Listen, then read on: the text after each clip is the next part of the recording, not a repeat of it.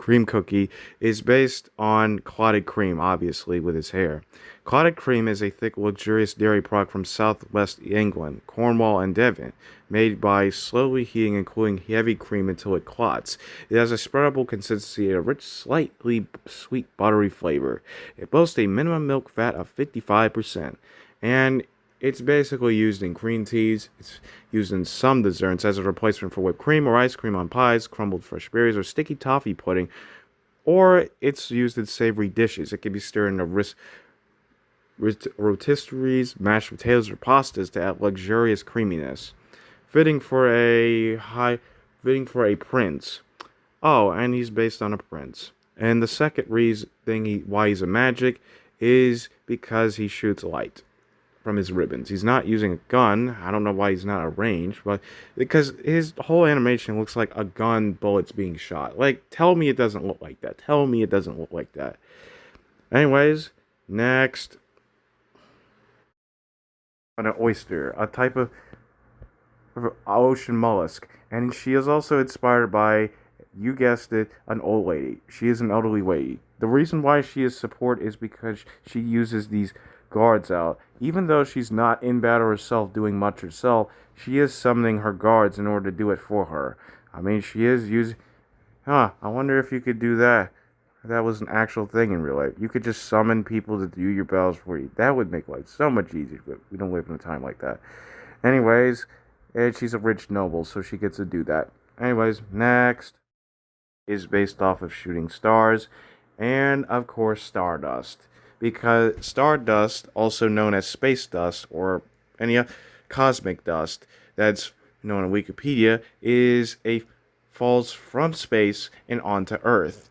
Oh, and it's said to be very big or something like that. I don't know, like 1 millimeter or something. Not sure.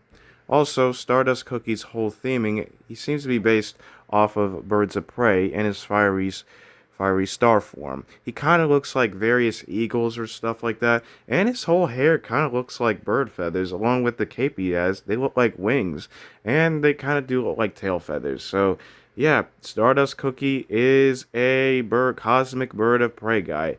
And the reason is he's an ambush because shooting stars are kind of like ambush attacks. And also, he does removes buffs from and healing effects from everyone once he hits them. I mean, that makes sense. He does leave kind of leave the injury effect. He does do it. So, yep, he's an ambush. Shin Cosmic Cookie is based on capsaicin, obviously, a chemical that's naturally found in chili peppers or just spicy stuff in general. Most specifically, chili peppers. It acts as a potent irritant in mammals, but is widely used in cooking, medicine, and self-defense sprays, like pepper spray. When capsaicin comes in contact with tissue, especially mucous membranes, it binds to the TRPV1 receptors found in the body's nerve endings. The burning thing, these receptors are responsible for sensing heat. Capsaicin chemically tricks the brain to perceiving a burn sensation. Hence why when capsaicin cookie, has a burning effect. That's why he has the burning effect. Because, capsaicin tricks the brain into thinking it's burning. The pain relief by overstimulating these nerve cells, capsaicin eventually depletes the body's supplies of substance P, a chemical that transmits pain signals to the brain, creating a localizing, numbing, and desensitizing effect. Oh, and another. Oh, and this whole theming right here, these chains on his arm, are based on the chain by fashion trope. A trope that where a character wears a bunch of chains on their arms and to hold back a lot of power. This is actually true because Capsaicin Cookie's holding on a lot of power. He turns into another form. He is very strong. Come on. Other characters have it, like Rosa from Bayonetta and Ninjara from ARMS, that sort of stuff. Even a later Super Epic we'll see later. But we're not talk about that right now. Anyway, yep, Capsaicin Cookie, I love him. He's cool. Oh, and I just love his fire hair. And he seems to be based on bulls and stuff like that. And yeah, makes sense. And that's why he's a charge cookie. Actually, pretty simple, actually. Crimson Coral is obviously a mermaid. She is based on a lot of war generals. Her whole thing with leading those people on horses, Yeah, she also reminds me of Rel from League of Legends. Oh, and they're both women that ride horses. But Crimson Coral Cookie is an aquatic version of that. Maybe there are mermaids that do ride on seahorses in war and media. Maybe it's not just Crimson Coral, but I'm not sure. Anyway, Crimson Coral's main ingredient is coral. Yeah, and her seahorse kind of looks like Kingdra from Pokemon. I'm not gonna lie. And the reason why she's a defense cookie is because she gives you HP shields, and she defends her squadrons from any kind of danger. Yeah, it's pretty easy why she's a war general. Pretty easy why she's a defense. She's a war general. Anyways, next. Cookie is based on pop stars and glittery candy. And the reason she's a magic is because magic can be magic is musical to some people. It does give a bit of therapy to some people, and I guess pop star music is magical. So, yeah, not much to say about her compared to everyone else. Sherbet cookie is named after sherbet, a type of ice cream flavor. Ice cream. He's also based on Hans Christian Andersen fairy tale The Snow Queen. He's based on Kai, the character who is spirited away by the titular Snow Queen, and is pursued by the protagonist Gerda, which is what Cotton Cookie is based on. And I already said in the legendary video that Frost Queen is based on the titular Snow Queen. There's not much. Sherbet Cookie is a ranged cookie because he shoots ice from that arrow he has. Yeah, even though he should be a magic, but yeah, he shoots ice out of that thing he has, that stick he's holding. Yeah, that's what he does. Not really much to say on him. I really like his design, though. I'll say it's good, objectively good. Takes inspiration from the fantasy archetype of an ageless, noble elven guardian, and he has the ears. He has a whole fairy motif going on, and he kind of looks like a butterfly with his wings open. So yeah, he's a butterfly, fairy, elven knight. That's what he is. Another thing, his name sounds like the name elderberry, often used in jams, syrups, and desserts, a traditional fairy folk elven legend. Yeah, this guy is a walking fairy tale character. And number two, why he's a defense is because he he gives he gives the people HP. He gives his allies HP shields when they're in battle, when he uses his skill. And he's also a steel type, and he does the tree from anything happening. So yeah, it makes sense.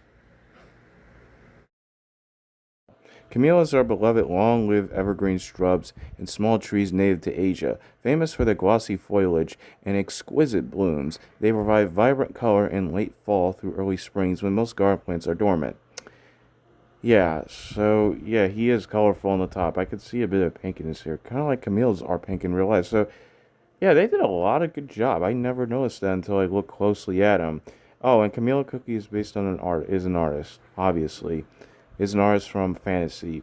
I think there's a character in League of Legends that's a fantasy artist, but I don't know. And then you have and why is Camila Cookie a charge? Well, it's pretty obvious. He's slamming people with his paintbrush. Obviously, he's using it as a weapon. So, yeah, that's why he's a charge. Is based off of many things. Let's start off with their name. Doyle's name in all language is a pronunciation of the word dough. Yeah, obviously, he's a cookie, obviously. And the some variation of the theoprovic suffix L, a translation of the Proto-Semitic El, which in Hebrew refers to any god, the god of Abrahamic religions. Names in Hebrew often were derived from common spoken grammar or phrases and therefore consist of a noun and verb. The El suffix indicates God as in nominal in a name, because other El names like Michael Hebrew, Mike, who is God, and Daniel Hebrew, God is my judge, can be broken down into literal and mythological meanings which involve God. One can assume that Doe in Doel's name relates to God, or perhaps even labels God as Doe. Though it is not exclusive to the phenomenon, the L suffix is famously seen in Christian analogy. It should be noted that A preceding the L in their English name, however, has no real meaning. It has no meaning. It was likely included due to its appearance in a theoretic name like Michael and Raphael, God heals, though both of these names source their A from terms separated from L.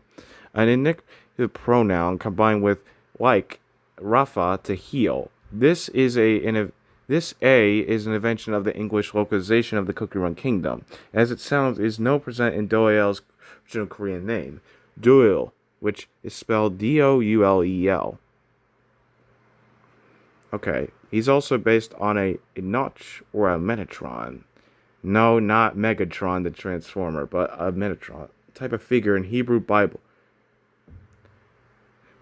Enoch is a figure that in the Hebrew Bible briefly described as a man who walked with God and was no more, because God took him.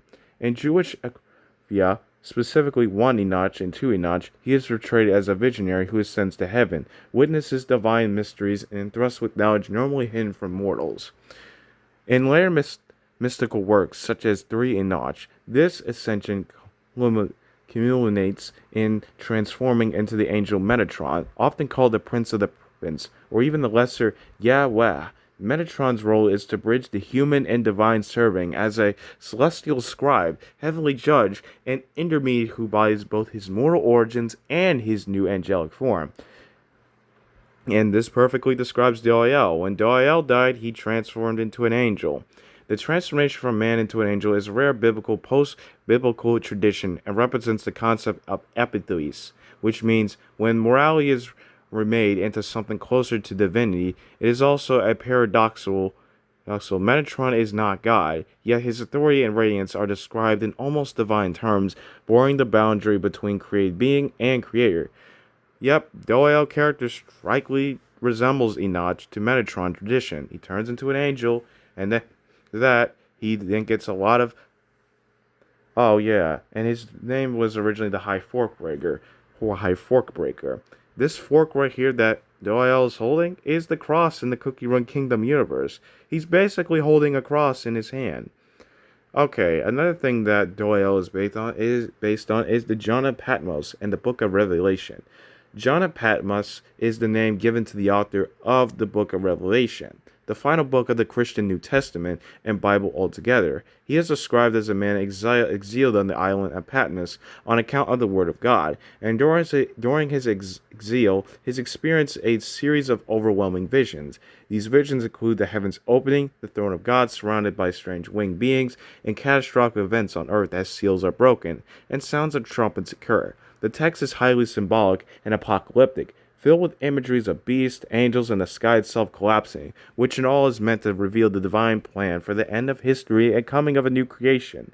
Unlike earlier prophets, John does not simply deliver immoral teaching, but instead presents a full unveiling of divine judgment and salvation. His role is both witness and messenger. He sees what no other ordinary believer could endure and records it so others may prepare.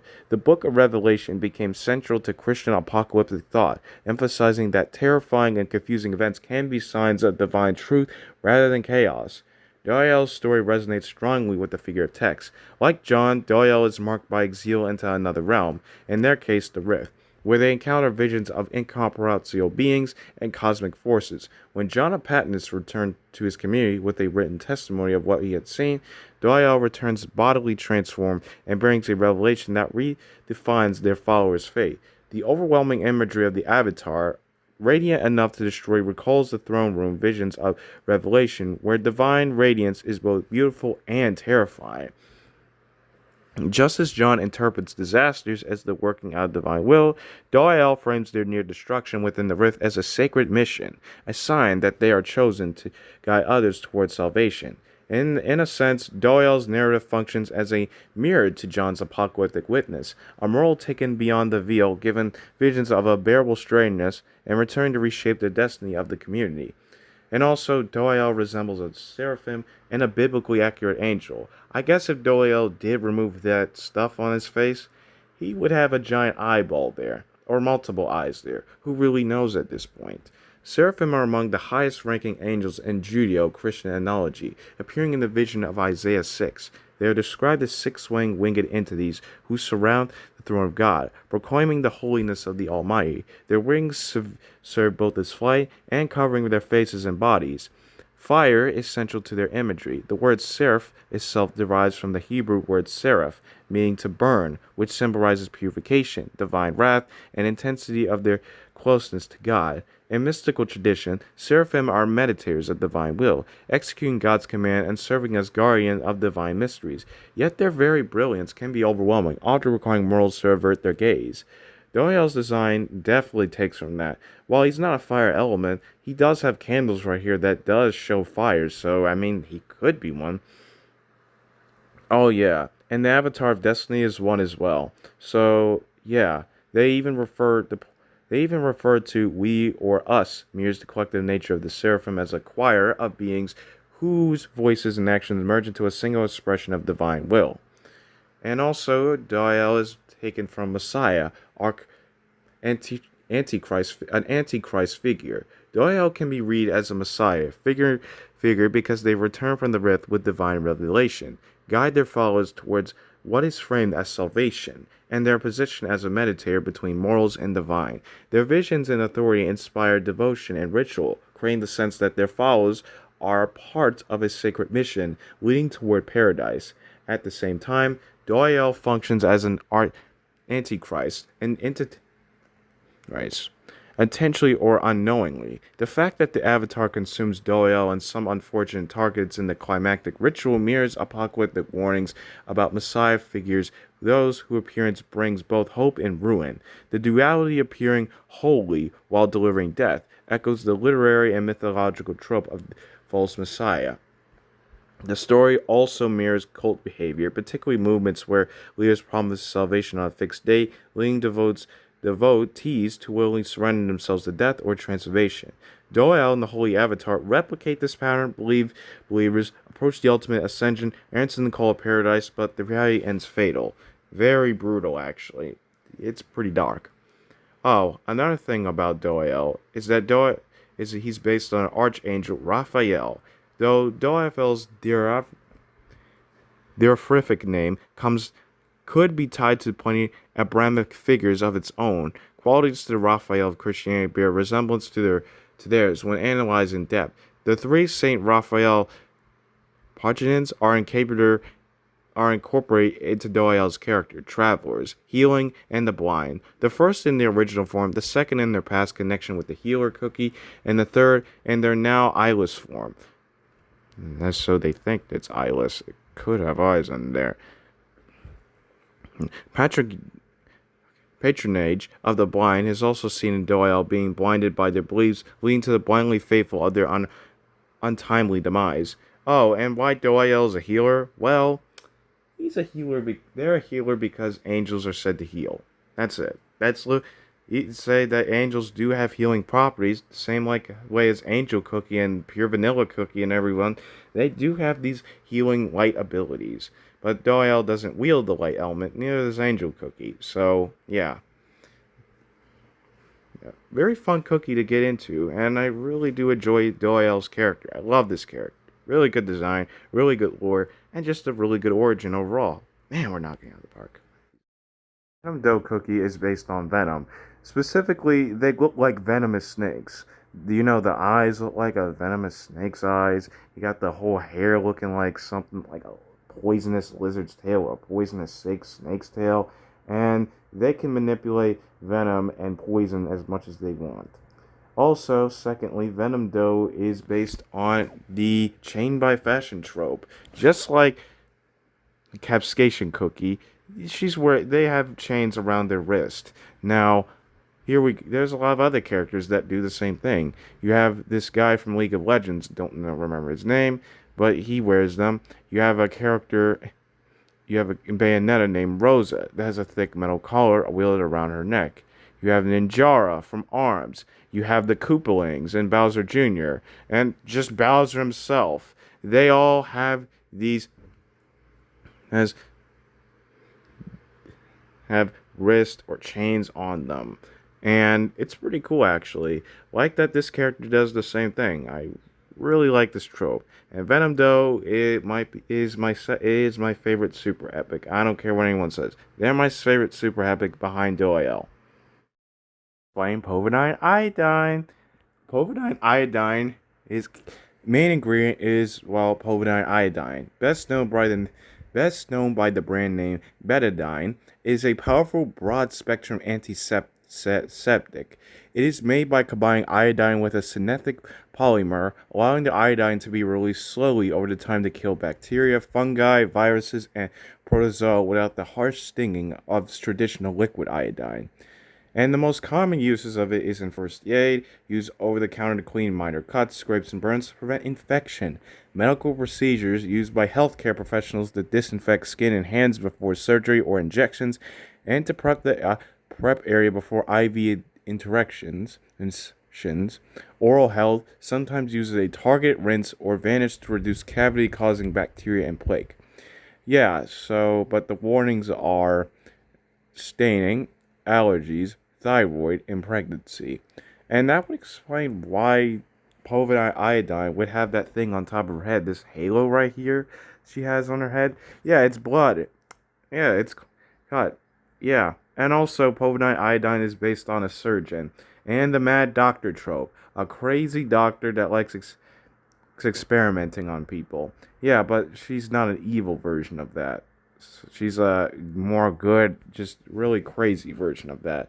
So yeah, Povidone Iodine was pretty easy to explain. Good character. I love this super epic. One of my favorites. And she's an arena buster. Yeah. Killed Venom though instantly.